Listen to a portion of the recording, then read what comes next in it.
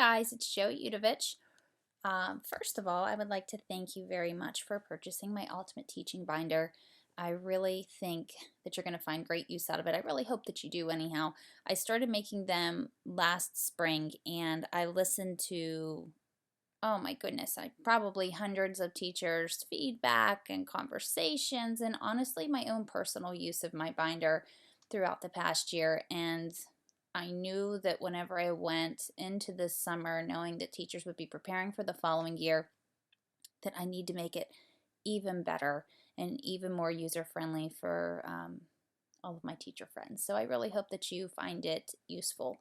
But I just want to go over real quick my student recording sheet that I have set up in Excel, and I just want you to know that I have it titled as such, but you can change it to whatever you want it to be named. This is extremely editable. Everything that you see on this sheet can be edited to your liking. Anything that you want to change, you can change. Anything you want to add, you can add. So I'm just going to go through the basics and kind of show you how I have it set up and make sure that you know what you're doing whenever you go to enter in the information that you need to enter in for your students. So basically I'm going to go from top to bottom, and like I said, I'm just going to kind of cover the basics here and hopefully help you out. So let's start here. Excel is set up into cells. So this is cell A1. So in cell A1, I have student recording sheet. So like I said, everything is editable. If you wanted to change this, so it said maybe student grading sheet, all that you have to do is double click. You can see that it's activated and I can change the text. To change the text, I can do one of two things. I can put the cursor after the word that I want to change and simply delete it, or I can double click on the word and just start typing. So now it's student grading sheet. You hit enter and it's set. Now I have class. You could enter the class. Let's say it's math class. Hit enter. The time, quarter beginning, quarter ending, and like I said, you may want to change that. You may want to put that as marking period or simply take it out. If you want to take it out, all you have to do is highlight the cell and press delete, and there you can see it's gone. Now I want to bring that back, so I'm going to hit the undo button, which is really nice. It's kind of like the magic button that Excel has built in, and whether you're on a Mac or if you're on a Windows, you're going to have an undo button, or you could simply go to edit undo and it'll bring back whatever it is that you took away. Okay, so let's say you wanted to add text. You can see that this cell has been merged. It's one big great cell. It's not broken into segments. So to do that, all you have to do is select the cells that you want to merge, and you find the merge button, which would probably be on the home tab, whether again if it be an Apple or if it was a Windows computer. Now the font is not probably going to come up the same as these. So let's see what happens here. I'm going to put in theme. Oh, it did.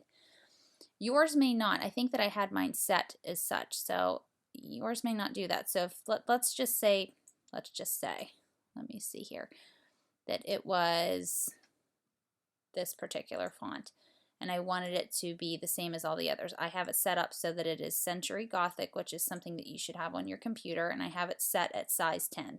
That's all that you have to do.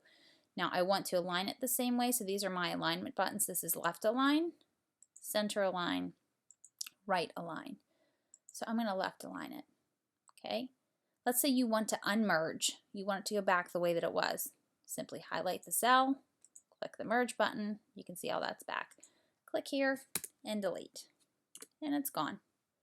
So let's get into how to use the student grading sheet. I have this set up pretty user-friendly where all you have to do is enter the information and you are done. You can see here where there are, let's see how many spaces I gave you guys. 37 spaces for student names. Hopefully you don't have a larger class size than that. And all that you have to do, like I said, any of the text, you just click on the cell, double click it, highlight, put your student's name in, and you're finished. I have it set up also in weeks, Monday through Friday, and I also have it color blocked. If you don't like the color, feel free to change it. You can just come in here, click, drag, hold down, don't let the button down until you get to that very last cell, release. You have two options for coloring. You can find your paint bucket, very easy, on the home tab, change it to whatever color you want, or you can right click, format cells, and then find the fill. And then again, change it to whatever color you want. I'm going to keep mine the way that it is though. So let's get into the grading part.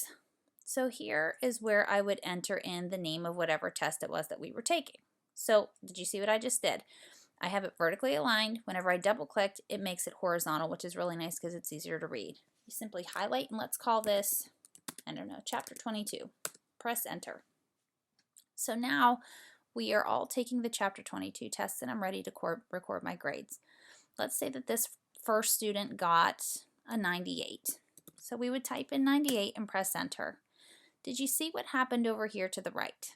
Okay, we no longer have this crazy mixture of numbers, letters, and symbols. Basically what that is, it's just the formula for finding the mean, the average, dividing by 0. There were 0 grades there, so it's just coming up, hey, I don't have anything to record, I have nothing to find the average of. Well, now it does.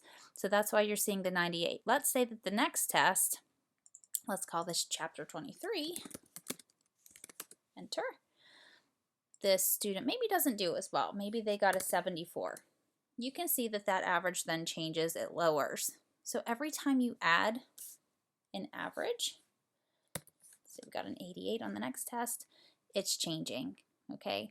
And that's a good example here because it comes up as a decimal where you would have the power to simply, you know, change it to an 87 if you wanted to keep it an 86, that's up to you, but you can see clearly that it is averaging those scores. All right, the next thing that I want to talk to you about, let's say, let's give student 2. Let's see here. Student 2, let's say they got, how about a 99? Enter. Okay, you can see here it's the individual student average, but I want to scroll down for a second because I not only included the individual averages, I included the class averages. So you can see the class average for chapter 22 was a 99, chapter 23 is a 74, and then the third test is an 88. So every time you enter in that score, that will change. All right, I want to tell you one more thing here. Let's say that you gave a bonus on an exam and it was possible for the students to get more than 100%. Let's say that they would get maybe 103. They did very well. You put that in and then the number symbol comes up. Basically what that means, now if you click on it, double click on it, you'll be able to see it there. But you kind of want to see it whenever it's right there in the grid. How do you do that? All that you have to do, you could do one of two things. If you double click, it's going to set this cell to whatever the biggest width of whatever cell is there. Okay, so clearly I have a cell that's this width. I don't want it that big. So I come up in between the C and the D here, which is where these two cells meet. Okay, I wait until I get that little crosshair and I'm going to move it in. So any of these cells you can adjust to whatever width that you want. Okay, so now I can see that it's 103%. So if you ever see that number symbol come up, don't panic. It just means that you need to make your cell wider. I hope that that makes sense. So what else can I tell you? I think that's pretty much it. I made 4 recording sheets, 1 for each quarter. And again, you don't have to use it for that. If you want to use it simply to track the student's homework, that's fine. Maybe you could just put X's in. If you want to do away with this entire column, the average column, maybe you don't want to use it. You can see, now look what I did here. I brought my cursor up so it's not completely in this white box, okay? It's right here.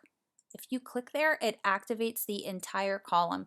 You can right click and delete it if you did not want that there at all. If you were sick and tired of seeing the formulas and you didn't want to configure the averages, you just wanted to use it to keep track of, you know, the student's homework, that's fine too. It's completely up to you. It's completely customizable.